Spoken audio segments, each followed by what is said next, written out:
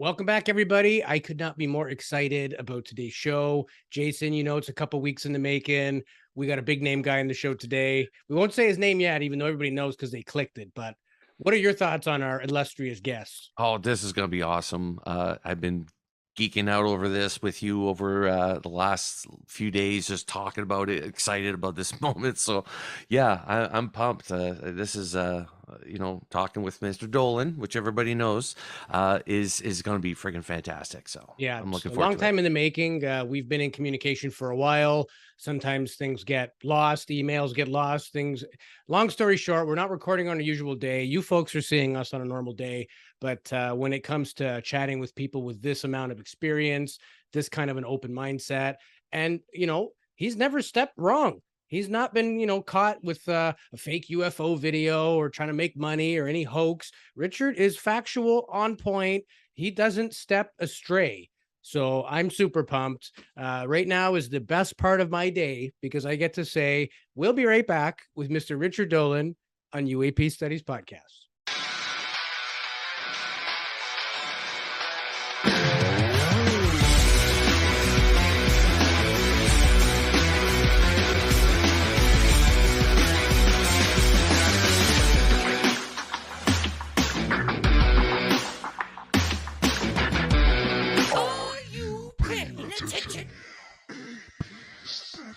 Welcome back, everyone, to a very amazing episode of UAP Studies Podcast. My name is Louis Borges. Joining me, as always, my good friend and illustrious co-host, Mr. Jason Gilmet. How's it going? This is a good day, isn't it, Louis? It is a very good day. It's anytime I get to welcome to the show a legend of this caliber, it's my favorite thing to do. And I mean, for the one guy in the whole UFO world who doesn't know our guest, I'll just tell you a little bit about him. But obviously an award-winning author, at least 8 books that I could find just doing my, futile studying online, television and film presenter. You've seen him on doing cameo bits and, also running the whole show. Some of the TV shows like Hangar One, UFO Files, Ancient Aliens, The Underground, Sci-Fi's, Investigates. I could go on and on and on. We are very excited to welcome to the show today, Mr. Richard Dolan. Thank you very much. You mentioned Sci-Fi Investigates. I got a little bit of a chuckle, I have to say. That's 15, 16, 8, no, a long time ago. Yeah. Hence your that was a fun show. You've been doing this a long time in a field where people are throwing stones. And we were kind of chatting briefly about that. And the only way you really have staying power is to be like yourself and the likes of Stanton Friedman, Jacques Vallée, tried, tested, you take it seriously. In fact, your wife we were chatting with, she goes, "Oh, we like the fact that you guys dress up and take it seriously. And we only interview people that do the same. So we're extremely happy to have you. It's been a long time in the making. But for, again, those of you who obviously know your UFO career, we want to learn a little bit about you before all of this. So tell us a bit about who was Richard Dolan before UFOs. My God. Well, thank you. It's really, I'm glad I'm here. I'm glad we got to make this happen. Well, earlier, my last birthday, I turned 60. I'm 60 now. You're 60. You look great. That's crazy. Yeah. Oh, thank you. I mean, I wasn't trying to aim for that, but you don't look a day over fabulous. All right. I'm amazed. I'm amazed at it when I think. So I was born in the early 60s and in the New York City area. I was born in Brooklyn. I grew up there, grew up on Long Island. I used to have the accent really strong, kind of went away. When I was a kid, I alternated between wanting to be a baseball star and some kind of writer. And I actually did go back and forth. I didn't have the talent for baseball. And so I went into the university world. I studied literature, I studied politics, studied history, kind of fell in love with history and literature and philosophy. I was all about liberal arts. I thought I would like to be a professor of history at some university. That's really what I thought my goal was going to be through all of my 20s. I was a very serious student. I was pretty good at what I did, I feel. And I just, I was a sponge. I just wanted to absorb everything that I could absorb about European history, and American history, and world history. And it was in the early 1990s. I was still like in this mode. I was working on a PhD in U.S. national security, strategy, diplomacy, and so forth. And I was at a New Age bookstore in the city of Syracuse, New York. I'll never forget this. And I saw a UFO book on the book stand. And it was Timothy Good's very classic work, Above Top Secret. I think this was 1993. I actually can't remember the exact year. I think it was 93. So this book had been out for a little while, but I had not heard of it. And for those who don't know, it's a very fat book. And I just remember flipping through it, thinking, I didn't know anything about UFOs. I knew nothing, but I knew a lot about history, and I'm seeing names in the book that I recognized from my academic research. But I'm seeing that here in this book, Timothy Good's putting them in this UFO context. And it was very jarring to me. I kept thinking, wait, what? I read his diaries. I didn't know about anything concerning UFOs. I read all about that department. They were doing UFOs. Why was I not informed? This type of thing. And so I was curious. I think that's really what it was. I thought, this looks like a serious book. He seems to have put it together pretty well. I could tell that an academic professor probably wouldn't count it, but I thought, looks like he did a pretty good job. I'd like to know more. So I bought the book and I read it, and I got online with what was the internet at the time. This is all this is all like very basic interface. There's no graphic anything. It was all bulletin boards. But there were a couple of UFO groups that were out there, and I got into that.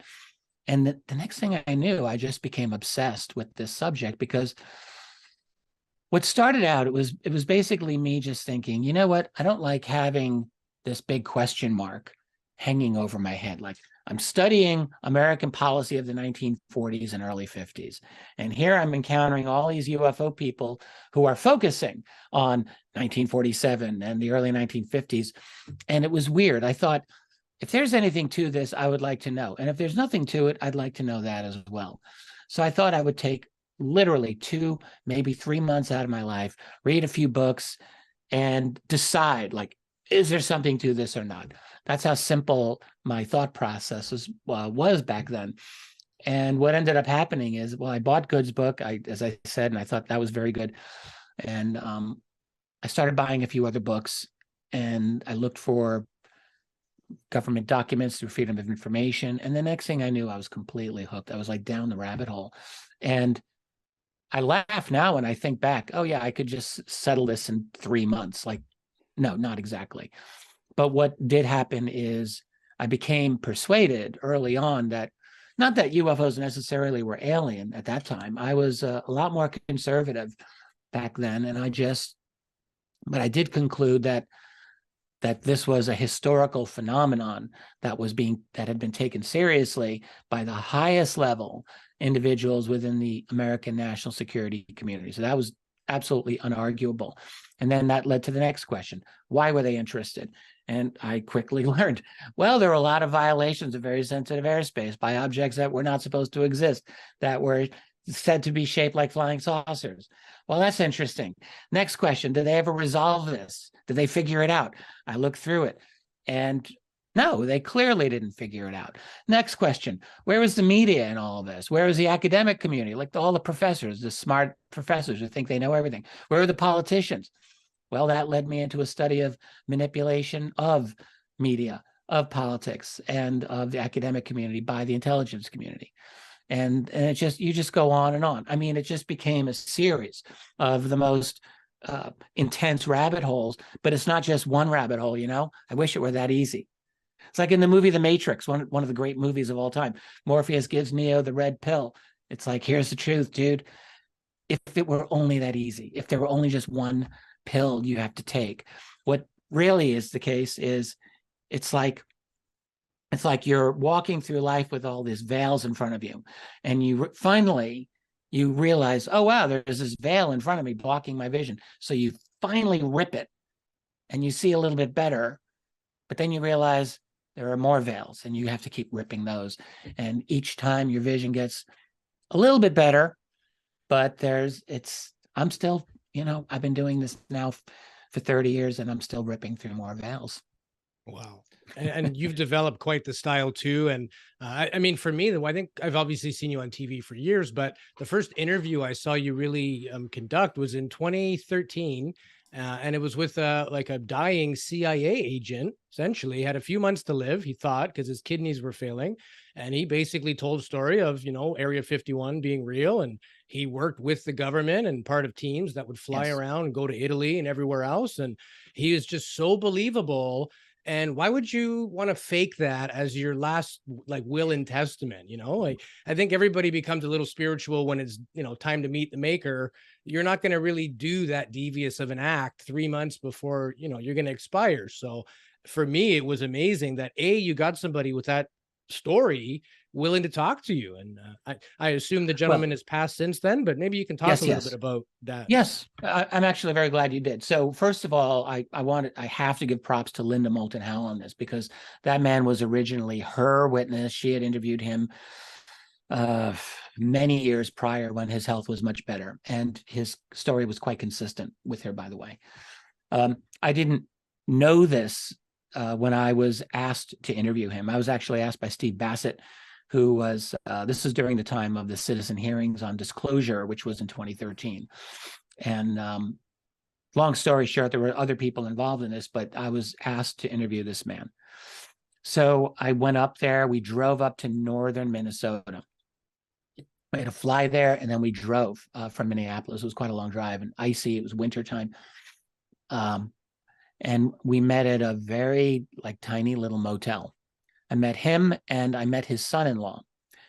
I'm very glad I met this man's son-in-law. And incidentally, so the gentleman was not a CIA agent. He was inaccurately portrayed in the YouTube video as that. But what he was I'm trying to get this right from memories, a decade ago, U.S. Army, who was brought in to coordinate with CIA, as he said it.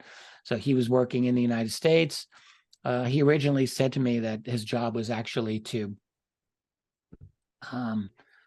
coordinate with CIA overseas, and they were analyzing UFO photographs. And somehow he was roped into doing this. I can't remember the detail why, but then what he stated that his supervisor went to the White House. This is under Dwight Eisenhower in the very late 1950s. And they, according to what he said, went to Area 51, where he encountered a variety of craft that he saw, and stated, boy, this has been a while since I've even reviewed my notes on him, but he stated that the most dramatic thing was that there was a glass window, and beyond that he saw an alien being, and he believed he had a telepathic message, which was something like, "We mean you no harm," or words to that effect. I'll say this about him. I don't think he was deceptive in any way. I'll never believe that. I had an experience with my own father toward the end of his life. My dad was a New York City cop, and I will just say I knew every single story from my dad's career. He repeated them countless times. I knew them by heart. And I know that toward the end of my dad's life, his story started to change. And I said to him, "Hey, that's not how that thing went down." And he would say, no, that's exactly how it happened. But I know it wasn't the case. So I wondered about this gentleman. He was quite elderly. And but here's the thing. I spoke to his son-in-law behind the scenes, and the son-in-law said, "My father-in-law has been telling this story consistently for years." There were one or two things. I don't think that they made it to the YouTube video because we spoke for a long time. There were one or two things this man said that the son-in-law said I'd never heard before. So that makes me wonder. But I think overall this man was truthful. And I will say, since he's now passed away, and he absolutely never wanted this out, and but he's gone. He talked very openly about domestic CIA assassination teams back in the 1950s and presumably the 60s. He seemed to have absolutely no question about it, which may not sound like a radical thing in the world that we live in today. But for him, it was a very, very important thing. And he did not, he literally whispered into my ear. We're in a hotel room, and he wouldn't even say it out loud in the hotel room. So of all the things that he said to me, that was the thing that actually struck me as the most dramatic. Seeing an alien, that's absolutely top notch. Seeing alien craft, yes, absolutely. But here's this man telling me about CIA domestic hit squads. I thought very interesting. But yes, I believed him. I certainly believed his honesty. I will say, just because someone is honest doesn't mean that what they're saying is 100% confirmable. And there's still things that he said I don't know how to confirm or disprove some of his claims, but it was an interesting interview, and I'm glad I got to do it. Nice. And I want to ask you about like the global UFO or UAP events right now. So it seems like we haven't had anything good since 2017. We're like we have this. Are you talking about the event in Europe Europe right now? Yeah. So there's a few things happening worldwide. So I thought maybe you could fill us in on what you know of what's taken place. Probably not a lot. I'm not involved with that. I'm not affiliated with it, and I'm not really sure what their focus is, to be honest with you. It's probably something I should know. There have been a number of UFO initiatives that have sprung up just among people, among academic types and others, and some of them I think are really interesting. This one I can't really say very much about, unfortunately. Yeah, apparently, was it San Marino, some tiny little country off the Italian coast? Right. They're petitioning the UN to take this seriously, and it almost seems like they're doing the betting for somebody else. It's like they have a ticket that doesn't really matter one way or the other. So, but it's like the US doesn't want to use theirs or anyone else, or have to answer the barrage of questions that's going to come with, why would you bring that to the UN? So it almost seems like they're just being used for that. But regardless, I think that's an awesome thing. They want an annual conference. I think they're kind of positioning themselves for an annual event. I thought that's the impression I got. Yeah, possibly. And the UN initiative. Yeah. Yeah. It's possible. I mean, look, the United Nations is dominated by the United States and its allies, and the UN almost never does anything that the US doesn't want it to do. And the US is run by hardcore empire builders, national security people, neocons, essentially. If they allow this to proceed, well, I'll be a little bit surprised. This initiative, there was something like this back in the late 1970s, as many people know. The tiny little nation of Grenada, maybe a tiny bit larger than San Marino. They also, led by their prime minister, a man named Sir Edward Gary.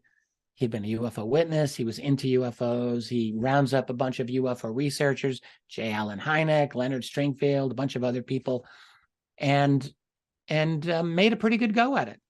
Jacques Vallée was there. A lot of people were there. And it absolutely was squashed by U.S. and UK intelligence. They killed it behind the scenes. So I don't know. This one, we're in a slightly different world today, where in public we're able to discuss UAP now much more openly than before. So that's not a terrible thing. That's a good thing. Pardon me. The real question is, how far can this conversation really go? Right. And is it being positioned in a way to sanitize it, to defang it, which I don't know that was the intention of the original folks who really pushed to get this out in the open. I'm not saying Lou Elizondo and Chris Mellon, or the journalists, Ralph Blumenthal, Leslie Kean. I'm not saying that was their intention, but I do think that when you are a faction that takes on the national security state, that has a vested interest in managing this subject the way they do, it's going to be very tough to outsmart them. This is like a chess game where they're grandmasters. And what have they done? They have taken this narrative, just the UFO subject gets pushed out into the open over the last 5 years. And many people, the New York Times made it happen. I always felt that the New York Times leadership, above Leslie and Ralph, was very much wanting to put this out there only to get out ahead of the story because it was inevitable that was going to come out. TTSA had done their press conference. Elizondo and Mellon were about to release those videos. There was nothing to stop it. And I think that Leslie and Ralph convinced the New York Times to take the story. New York Times actually forced as skeptical a spin on it as you could imagine. In one of those two stories that came out in 2017, they had people like skeptic James Oberk quoted and this skeptic Yale nobody who had nothing to do with UFOs. They throw these skeptical voices out there. So it wasn't as if the New York Times was sanctioning a UFO disclosure. I think what we're seeing is factions fighting it out. That's what I've always believed since just about the beginning. I think you're seeing a, let's say, a partial, let's open this up a bit faction. I don't think they're for full disclosure, but yes, I think that there is an interest in opening the subject up a bit. And then you're seeing a faction that's like, absolutely no way, and we will stop this with every inch of our, every fiber of our being. And I think that has not ended. So what we're seeing is there's permission now in the mainstream, very controlled media to talk a little bit, once in a while, a tiny bit about UAP. And even that's almost gone away. I mean, who's really talking about it? Tucker Carlson once in a while. And in America, he's about it. That's it, among the mainstream. But when it's discussed, no conspiracies. No, don't talk about abductions. Don't talk about crash retrievals. Don't talk about acquired technology. Don't talk about conspiracies. Don't talk about a cover-up. Don't talk about lies and government complicity, because we're in an era in which you're not supposed to believe in conspiracy theories. What is bigger than the UFO cover? There's no conspiracy bigger than this one. I mean, maybe 9/11, okay. Maybe COVID, okay. UFOs arguably can be the biggest of all. And so it would be an extremely awkward, to say the least, position for the US government to say, well, don't believe in any of these other conspiracies. Yeah, the UFO one, that's kind of true. Okay, we did lie about that one. But all the other ones, those are just conspiracy theories. Like, they can't do that. So the UFO cover-up, there are certain red lines that cannot be crossed. And the primary red line is that one that implicates the US government in a cover-up. And that means no talk about crash retrievals, no talk about acquisition of any kind of exotic hardware. Although anyone who has looked into this field with any amount of diligence and care knows there's an overwhelming preponderance of testimony that speaks to this. Good testimony, a lot of it.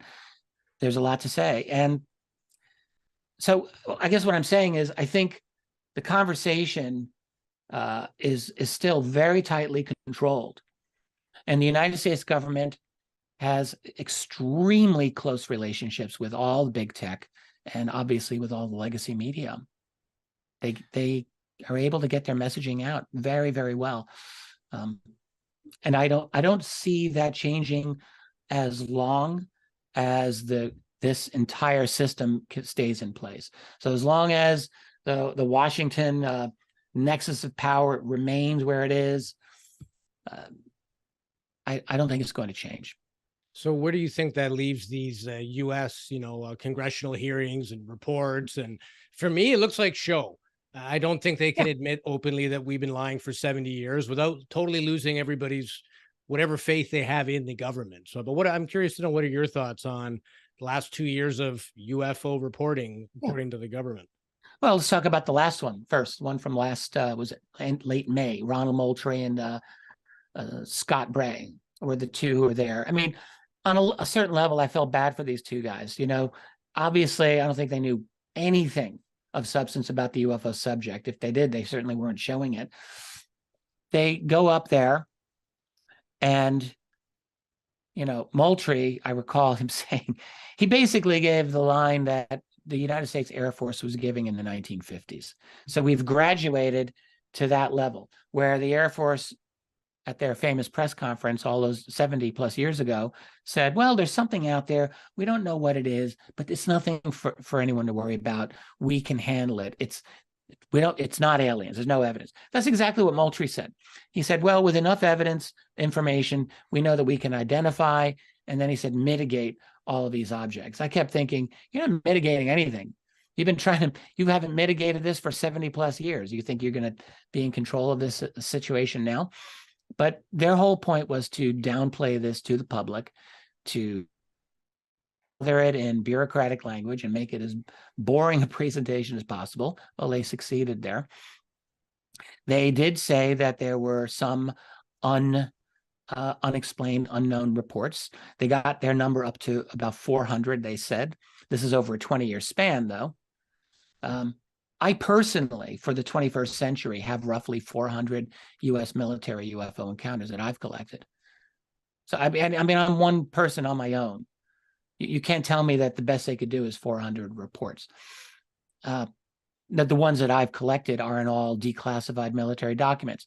I collect a lot of things that are in the public domain, witness testimony and the like. But hey, if it involves a chase by a jet of an unknown craft, that counts in my book. So that goes in my database. So they said that they had all of these reports, but they didn't describe really any of them. And in the statement that just recently came out, they described zero. They didn't describe a single case. They will not. They'll never do that unless they are absolutely forced, and no one's forcing them. Congress is a bunch of national security lapdogs. Does anyone really think that they have any independence on this matter? I don't. I know a few people behind the scenes who have belief and faith in some of these members of Congress. I'm just not one of them. So I think what we're looking at is a situation where these guys, I'm talking about the people who really manage this bureaucracy of secrecy, if they could drag the secrecy out for another 5 years, they'll do that. If they could drag it out for 50 years, they will do that. If they could drag it out for 500, they'll do that. So they'll take it for as long as they can. And, so the fact that we now acknowledge UAP, whereas a little over 5 years ago, we didn't, or they didn't, you could say that's a win. Okay, I'll agree with that. But think of it as like a football game. You got 100 yards and they're playing defense. You're on your own 10-yard line, and you force the defense to move back, 5 yards. So, okay, good. Now you're on your 15-yard line.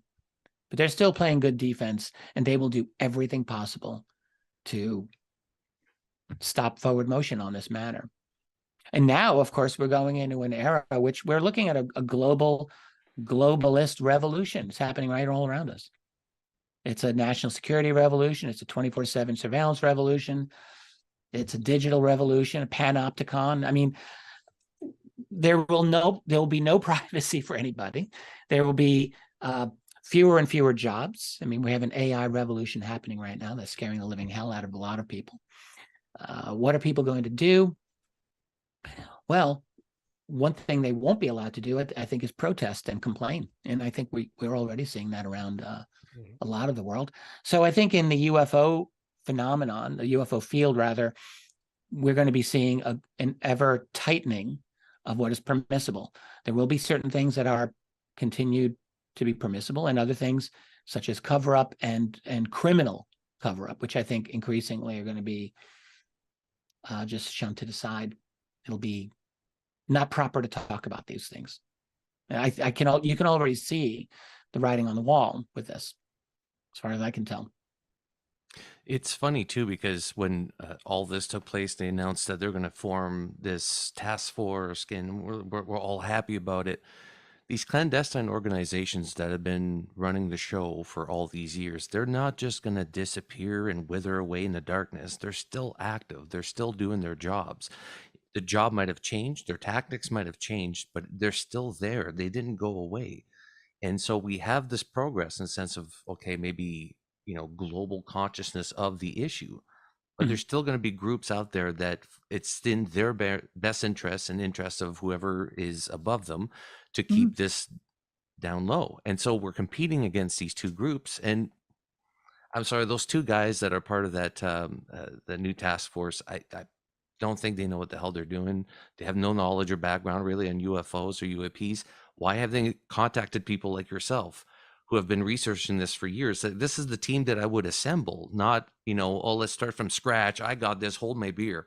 This is a sort of attitude that we have, right?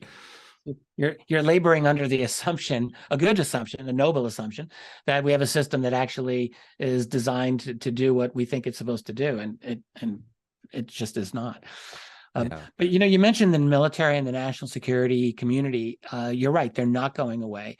I do think we want to keep a close eye on events in the coming year, because I do wonder if outside events having nothing to do with UFOs may actually shake up the United States military in a way that might affect UFOs. And I'm talking about the war in Ukraine. And look, I have a lot of thoughts about that.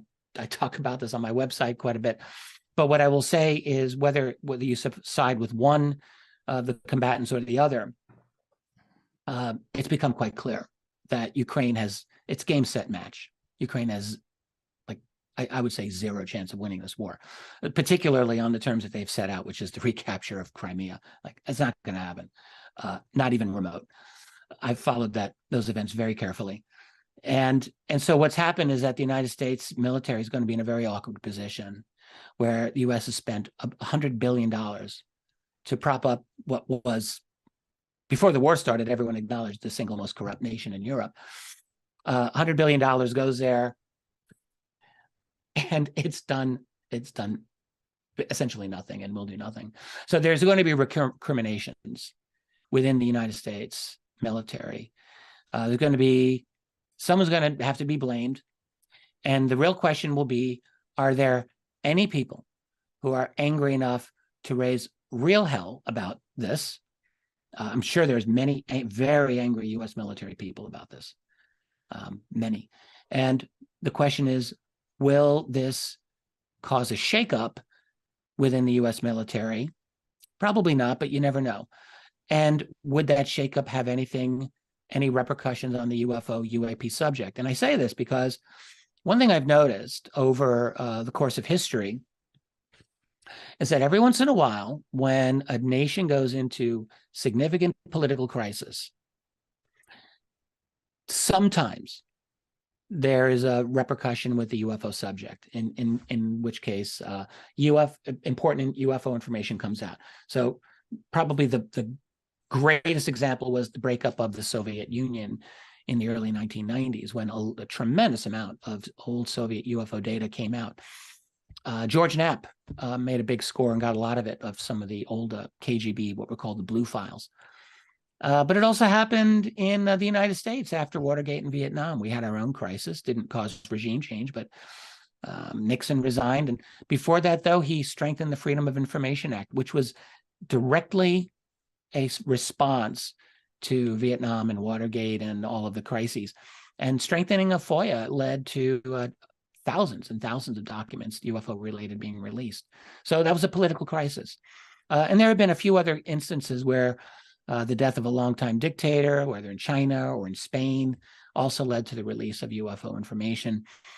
So what I'm saying is, if there's a significant enough political crisis in the United States, and it could happen, because the war is not going to go the way the current administration wants it.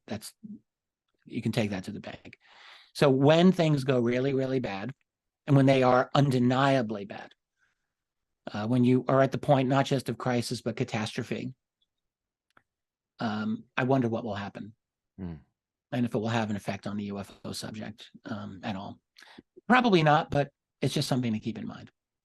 It makes you wonder too. You hear people say, well, when you see a tic tac or something, is it ours? Is it Russia? Is it China? If Russia had UFO tac, this would be game over a long time ago. This wouldn't be a long drawn out thing, unless you want to hide that maybe. What are your thoughts on that? Absolutely. I agree with you. Well, let's talk about the tic tac case. So that's November 2004. It's almost 20 years ago now. Yeah, I mean, there's zero chance that could have been Russia or China. First of all, you look at Russia in 2004, Russia was still just recovering from the disastrous 1990s, in which their entire military basically fell to total crap. Russia's military didn't begin to start revamping until after 2008. till they had their nose bloodied in Ossetia, place there in Georgia. So after that, they did a revamp, and their military is absolutely stellar at this point. But it took a while. 2004, and not just the military, but their whole tech infrastructure. There's no way Russia's going to have a tic-tac UFO. And also in 2004, Russia was very, very trying to be part of the Western alliance. Putin at that point, maybe people forget this, but he was actively seeking integration into the Western system. He was still trying to get in at that point. I think he was starting to realize the West didn't want him in, but he was trying.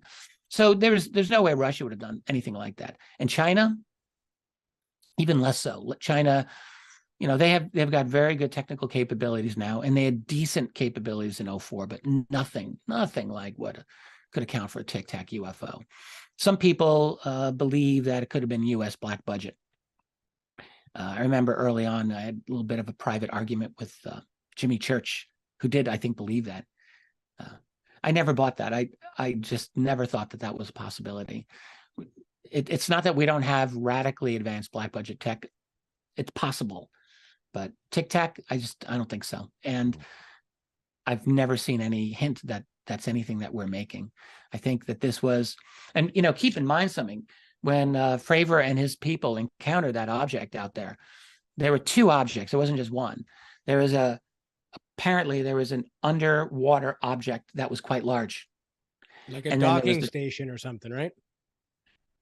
It was a USO. It was an underwater, fairly substantially large object. That's the next note on my page here, USO. Oh, yeah. I had it down here too. Yeah. Segued beautifully. Let's talk about USOs. Well, yeah, this is something that I've been, everyone who's not interested in underwater UFOs or USOs. It's a fascinating subject.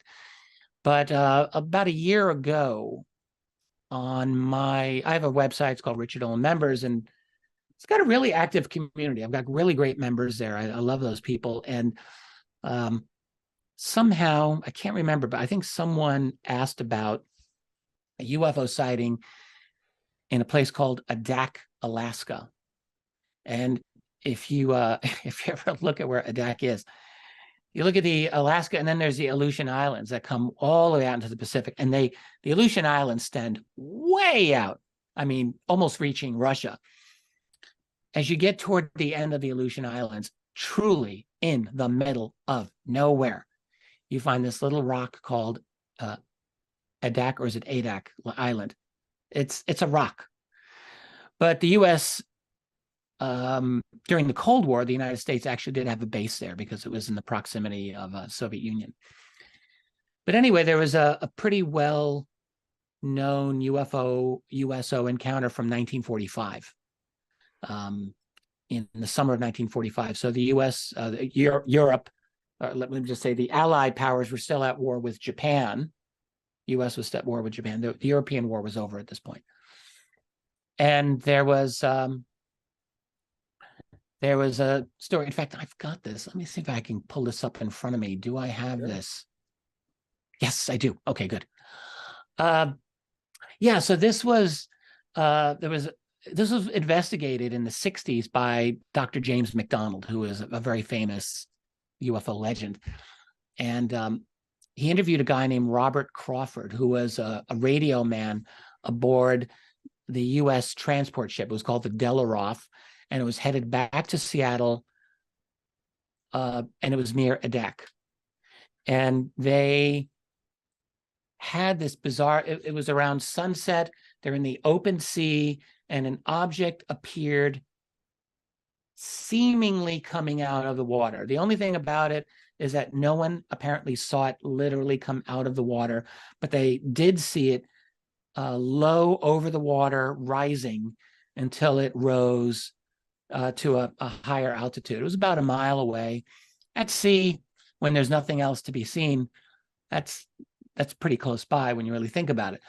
So it was, the sun was setting, it was getting kind of dark, but they saw this object perfectly against the sunset. It was circular.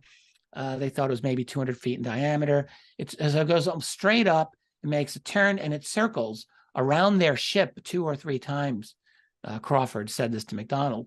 he said it wasn't super fast. He said maybe about 100 miles per hour, kind of a leisurely speed for an airborne object. But he said what was remarkable about it is that its speed was totally uniform. There was no oscillation. It was absolutely a solid movement. And then it just flew away and it disappeared. And I think it left a couple of flashes of light in its wake. So I looked into that. I did a bit of a presentation on that for my website. And that just got me on to a series. I just, from that point onward, I've just done a lot of USO research where I've done, I've researched the history of USOs fully in the 20th century and in the 21st century. And I've just collected, I should count, but it's well over 100 good USO reports with a lot of detail, good citations. And I am actually writing a book on it. So I hope to have that done maybe the first half of this year. But it's an absolutely fascinating subject. And what, one of the things that comes out to me is that the United States Navy, among other navies, but certainly the U.S. Navy, has had numerous encounters with these types of objects, many. These are mostly unofficial reports. So it's not, these are not things you're going to find from Freedom of Information. These are things that come from U.S. Navy personnel, and they might report it to the National UFO Reporting Center, or they might report it to MUFON, or they might report it to George Filer, one of my heroes of Filer's Files. George has been collecting UFO reports for years, but they get out there, and I've just been collecting them from every good source that I can, and I'm putting them together into a book, and it's an absolutely fascinating thing. You think 70% of the world is covered in water. Yeah. We've mapped, from what I understand, the tiniest portion of the ocean floor. So what is down there? What's down there? Yeah, I think we know more about the surface of Mars than we do about our own oceans. Could right? be. Yeah. It could be. Yeah. I don't think it's difficult. The environment going down there, you think it's only 2 to 3 miles down to the bottom of an ocean floor. Trenches, of course, are deeper, but basically the bottom of the Pacific Ocean is about 15,000 feet, about 3 miles. 3 miles, you could walk that, except you get down to the bottom of the Pacific Ocean and the pressures are so intense, they just crush you like a paper cup. Long before the bottom, you experienced that. Absolutely. Absolutely. So it's a very daunting environment. And forget, divers, my God. I think I was reading, if you dive anywhere close to that depth, it takes, you could get down to a deep, deep level in a short period of time, but it could take you hours, many, many, many hours, like more than 12 hours, I think, safely to rise to the surface, because otherwise you get nitrogen bubbles, right, in your blood. Absolutely, yeah, and you're done. So it's a very, very dangerous process. Very careful. You have to be tricky. So we don't easily get down there, but there are USO encounters that have consistently, and I would say with a lot of reliability and in a lot of detail, been reported. And they're not all from 1945. Some of them are, from the last decade. Can I tell you one from of course 2012? This Absolutely. is just like a typical one. And I collected this one. I think I got this one from Filer's Files. And there's a group out in the Northwest called UFOs Northwest. I think it's run by a guy named Bill Puckett. Yes. Bill Puck, he collects a lot of these. So this one took place on April 10th, 2012, at a place called Cannon Beach in Oregon, not far from where you guys are. So you're out in British Columbia. It's a little bit south of you on the west coast of the U.S. So this is 2012 in April. And this is where 2 cousins are fishing. They're off the coast. They say they're 12 miles out off the coast. It's about 5 p.m. in April. That means it's light out. There's a lot of light. They hear a faint, high-pitched hum. They said it was like a tuning fork, if you can imagine that. They said the volume reduced down to a low hum in 30-second intervals. And it cycled like this for about 6 minutes. What struck me about that observation is how exact it is and how unusual it is. If you want to hoax a UFO report, would you think to say that? It sounded like a tuning fork. It had 30-second intervals. I wouldn't think so. They said they noticed seabirds screeching, seemingly confused, and then heading back to land. And one of the guys said our compass was spinning like a top. I thought I was going to have a heart attack. They decided to leave. The high-pitched noises returned, and the water, this is according to their testimony, the water near the boat raised up. They said not like a bubbling, but like a flowing. So again, a very specific detail.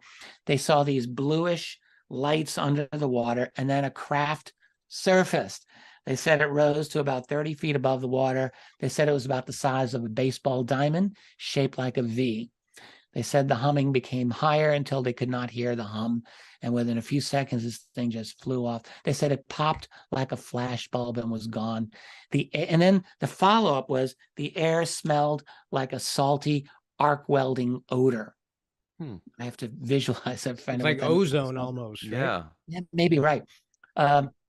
They got ill in the aftermath. Not the only time we've heard of this type of an after effect. One guy, one witness said, my hair is falling out. I don't know how much. He said, my cousin's gums are bleeding. And he was either losing his teeth or his teeth were getting loose or whatever. So Bill Puckett looked into this, and I think he found it credible. He put his own support behind it. And it's just one case. It's like, okay, I don't have a Freedom of Information Act document that says the Navy investigated this, and we probably never will. What we are left with is witness testimony. But what I look for are witness testimonies kind of like this, that are specific, that have details, that, you know, I won't know any better than you guys are going to know. Did it really happen? But I'm going to go out on a limb and say, yes, I think it happened. I think that most of these witnesses, there are people who, for whatever reason, like to just tell a tall tale, but I think that's quite rare for the most part. I think most of these witnesses are quite sincere. I personally have spoken to many, many UFO witnesses, and the vast majority have always struck me as totally sincere, and just like this report did. So it's a hell of a story. It's like this V object comes out of the water and just shoots off. What is it that's off the coast of Cannon Beach, Oregon? I might wonder. Is there a base down there? I really don't know. But I do think there's a tremendous amount of activity going on in this world that we are not really very cognizant of. The reports are out there. I find, for my part, very few UFO researchers really bother to look into these reports. People are talking about disclosure and what the Navy is going to say, and you know, what's the latest iteration of the UAP task force or the Arrow group. Well, those are interesting to know, but the fact is, here's what's not being discussed: the fact that there are countless, thousands every year of good UFO sightings that take place every year around the world. Most of the world does not have a reporting infrastructure to handle it, so we don't get too many of the reports. We know that they're out there. Some of them filter to North America, whether it's the National UFO Reporting Center or maybe MUFON. Most of them don't. But I think there's a lot of activity going on. We never really talk about it. You know, what does it mean when these objects rise out of the water? Do we have any discussion of the implications of what this means? Well, it's quite significant. UFOs are not just a problem of something that's out there. Whatever they are, whoever they are here. They're on the ground. They're in the oceans. They're in the water. They're another thing that I love studying are these very bizarre but consistent reports of low flying objects in the dead of night at 2 a.m, 3 a.m, over residential areas, over people's homes at ultra low altitude, 100 feet, 200 feet. Almost not visible, but they're visible. Typical report, a guy will say, I couldn't sleep. I went outside to have a cigarette, or my dog needed to go outside, or some reason they had to go out. It's 2:30 in the morning. And he said, they would say, I'm out there and I look up and I see this, usually it'd be like a black triangle. Sometimes it's a disc-shaped object. And typically they would say it was in silhouette, but I was able to see it. I saw it. It wasn't easy. And then sometimes people will describe a light coming down from it. And they'll often say it was over my neighbor's home or over my home. And most of the time they'll just glide off. Well, what is that? Yeah. What is that? There are many. Most UFO reports are not of that type, but a certain number are, and they are consistently of that type. And I just sure as hell would like to know who's operating those objects. Is that a black budget military thing? Is that the Russians? Is that the Chinese? Somehow I don't think so. Who is it? And what are they doing? To me, these are some of the most burning questions that I have right now. Well, there's UFO subject never lacked for burning questions, but the USOs and the low-flying overflights over people's homes are two things that I am just convinced need a broader discussion. These are things that'll never come up in Congress. They're not going to be discussed. These are very, very uncomfortable things to talk about. And I just think it's not going to happen. But, I often, we mentioned this a few times actually on the podcast, but, this study of this phenomenon, it's almost like a 4-year course that you would take at university or something, just to get the basics of it all, because it expands, right? Once you, like you mentioned, you go down the rabbit hole, you're like, all of a sudden you're, looking at the abduction phenomenon. One of the things that I don't like about this new report is I find it very narrow-minded in its research, because it's saying anything that's air, space, and notice that they say space after air, not space first, because they don't want to give the illusion that they're investigating UFOs or aliens, in all domains, right? It bugs me. And it says resolution. Oh, well, the arrow one, yeah. Yeah. Yeah, the like as if they're going to resolve this somehow. It's the resolution office. Yeah, You think highly of yourselves, don't you? Yeah. But and that, like, it bugs me because they're not looking at the phenomenon of abduction, which, that is when the occupants of a craft that is unknown is now in the domain of somebody else, right? It's not in the domain of space. It's in somebody's house at this point, or there's an interaction of some sort. They're not investigating that. The other one that they don't investigate are saying, oh, there's no health risks according to UFOs and flight risk or whatever. There hasn't been no medical issues. Bullshit. There's been plenty of documented cases of people being sick. Talk to John Burroughs. Yeah. We have him on next week, actually. We will do just that. This case is well known, and it's well known that John could have died. He was able to get medical intervention for his heart. This happened directly, it seems, directly as a result of the Rendlesham case.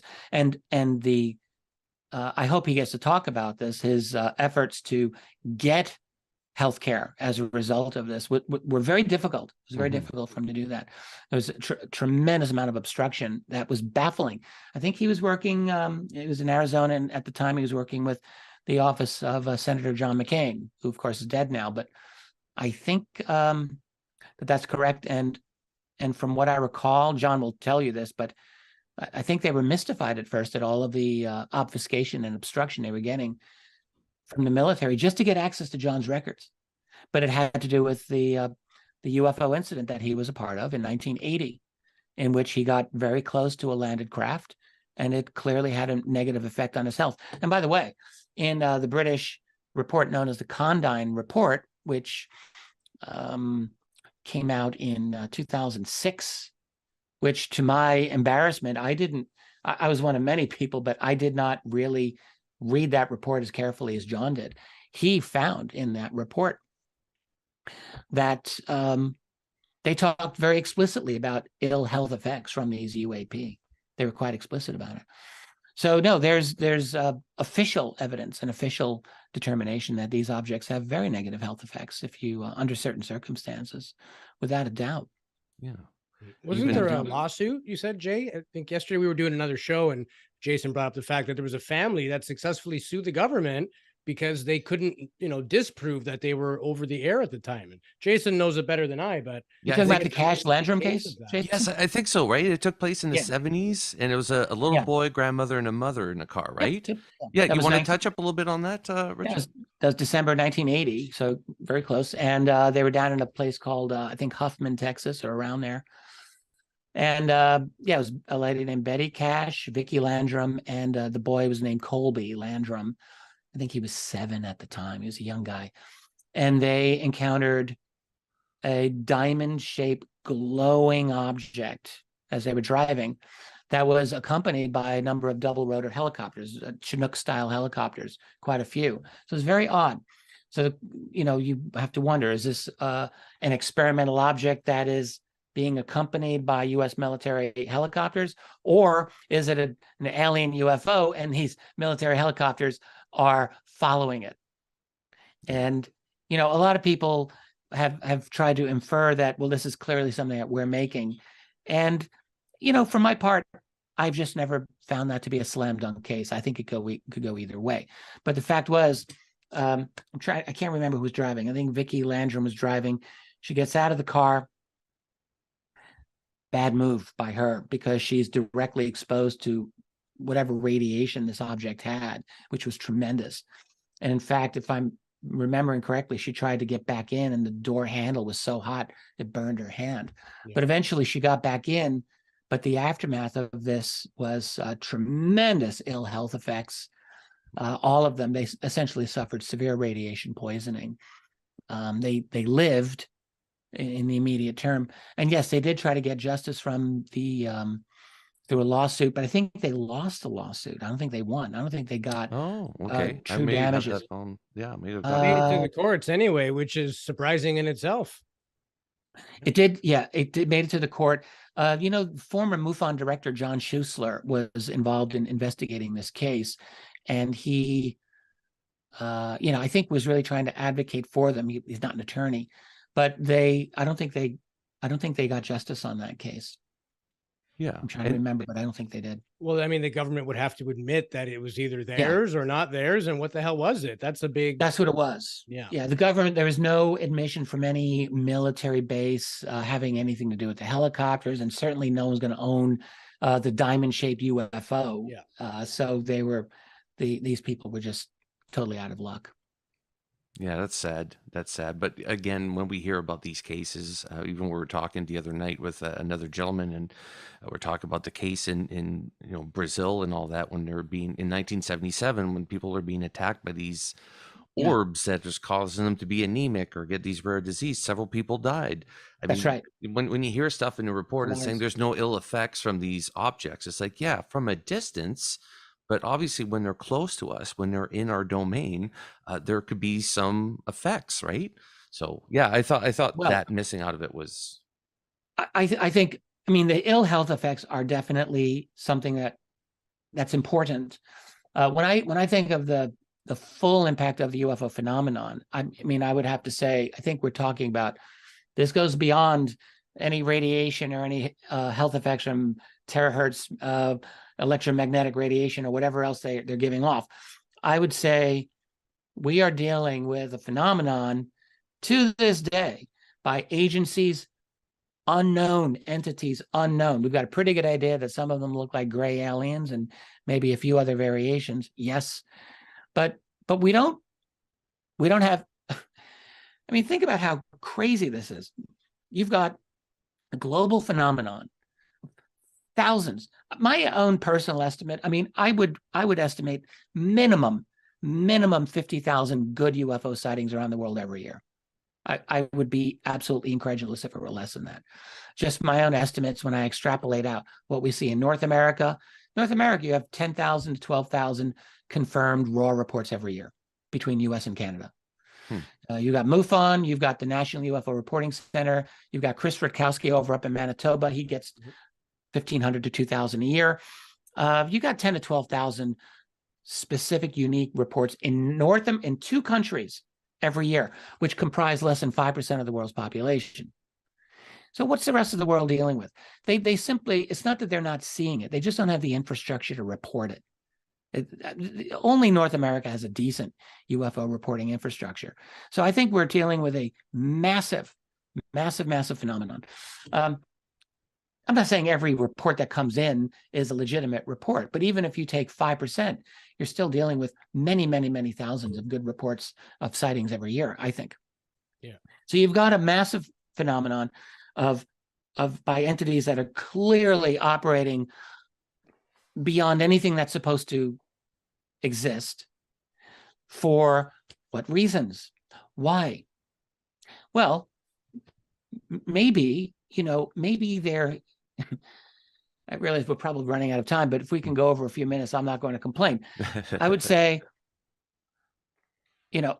I've really tried to think this through, and I'm not saying I have every answer, but my own assessment is there has been a UFO phenomenon probably for as long as human beings have existed in this form that we have here, probably for many thousands of years. However, I don't believe that it's been all the same all this time. I do believe that in the last century or more, the phenomenon has ramped up considerably. And I say that because, people in the 19th century were very intelligent. They were very observant. They even thought about things scientifically. And you know what? They were not seeing many of these. They were not noticing many of these. But we started noticing them in the 20th century. And I think that's because they actually started to become more numerous in the 20th century. Why is that? Well, that's the easy part to answer. When you look at the long history of our species, something that I'm fascinated by, for all of our history, we're basically either hunters and gatherers for hundreds of thousands of years, or then we invent agriculture about, let's say, 10,000 years ago, and we develop riding, and we still have a society of horses pulling wooden carts. It's not like we could do much about UFOs or they could do much with us. But a couple of centuries ago, we discovered science, like serious science. That's like that long ago in the long scheme of things. We discover science, and the next thing you know, we've got railroads, we've got airplanes, we go to the moon, we've got computers, we've got nukes, we've got now strong AI, and now we've got transhumanism. Like, whoa, very fast. Yeah. And we're talking about things like space-time metric engineering out of nowhere. We're about to leap into their world. And do you think they don't have an inkling of that? I think we've brought in the whole galactic local neighborhood to observe what we are doing. I think they're interested in what we are doing. And maybe they think we're not going to make the transition. That's a possibility. Maybe they're collecting our DNA. I don't know all the reasons, but I do think that our transformation into something fundamentally different than what we have ever been in the past is what's getting them here. And I don't know if that transformation is good or bad, or even if those are appropriate terms to describe it. It's going to be radically different. We're going through a worldwide revolution, and it has to do with the transformation of the entire human species. So I think that that's, if there's any one reason why I think these beings are here, this has got to be it. We've often said, well, maybe because we had nukes. I think that's a very one sliver. The fact that we were able to crack the code of the atom is a symptom of what we are doing, that we are vaulting into this new state of being that's transhuman, posthuman, whatever it is, but we're moving into it. And I think that they find that interesting. Do they find it interesting as detached scientists, or do they have a stake in this in one way or another? Is a question that I sometimes ask myself. I don't have an answer yet, but the thing that I like to do at this stage, when I started out with UFOs 30 years ago, I was all about the nuts and bolts and just the facts, and I actually did not like to speculate. Well, that's all gone. I'm at a point where I'm very happy to speculate.